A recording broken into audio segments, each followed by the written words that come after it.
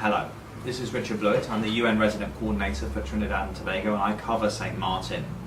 On the 6th of September, it became very clear that the eye of the hurricane had gone directly over both the French and Dutch sides of St. Maarten. And we, the UN, needed and wanted to respond. 2 days after the hurricane, the Pan American Health Organization had people on the ground, a team of 2 who were very skillfully supporting the local first responders and the architecture of response with the Dutch military and the local government in St. Maarten to put in place a reasonable amount of coordination in the health sector. By day 4, we had a UNDAC coordinator, a United Nations Disaster Assessment Coordination Specialist, a Dutch guy, who came in for 2 weeks. He basically reinforced the coordination system that the government was using to make sure that they were focusing on the right priorities, how to deal with security, how to deal with water, how to address the curfew, how to get food to people. He was able to bring the idea of an information centre to ensure that there would be improved information sharing and knowledge of the response. I went in at the same time as the resident coordinator to talk to the government and to talk to the Dutch government who had people on the ground about how the UN could play a useful role in the emergency response. The next actor on the ground was the World Food Programme. They arrived while I was there. They brought a plane load of high energy biscuits. They brought a specialist to help on planning the relief effort to make sure that there was a clear structure for the distribution of food and water and shelter items. A few days later, the IOM came and gave support to shelter. They also, at that time, because we had the second Hurricane Maria coming, gave advice and support to the government and the civil society about how to protect people from the second hurricane that hit not so severely as the first, but also had an impact in St. Maarten. I would consider that this is an example of the UN at its best. We were in coordination also and dialogue with UNICEF in the Netherlands, who have recently, a week ago, put on the ground 2 people.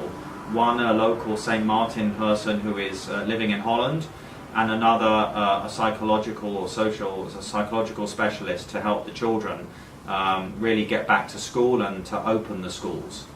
UNOCHA provided the 2-person team to support the information and coordination system. Those people have since been replaced just to make sure we have continuity for the first month of the operation in support of the government's own coordination system. UNDP 2 weeks ago also, which is by about day 9 of the crisis, had an early recovery advisor on the ground. He's there for 3 weeks. And he was conceptualizing with the government the key priorities against which the UN could provide support.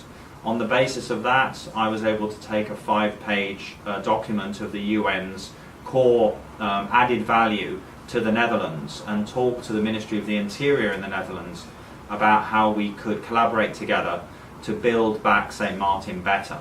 Better governance, better social services, better buildings, and more resilient communities. A very positive opportunity, and we'll see how they respond in terms of wanting the UN to continue to play a significant role. The last piece of the jigsaw, just in terms of this first phase, has been the involvement of UNECLAC, and they have kindly offered a disaster and loss assessment to take place, so they have financing for that to provide support to a clear picture of how much damage there has been, what's the cost, and what's the cost to the economy.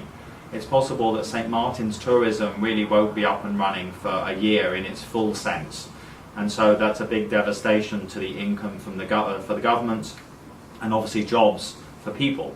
While I was on the ground, lots of people were evacuating, both a lot of tourists in a rather difficult way, but also there was the evacuation of locals who were deciding that perhaps they needed to go and stay with their relatives in Curacao or Aruba or the Netherlands or elsewhere, and then they would go back and see how they could, one relative would stay behind and the others with the kids would go.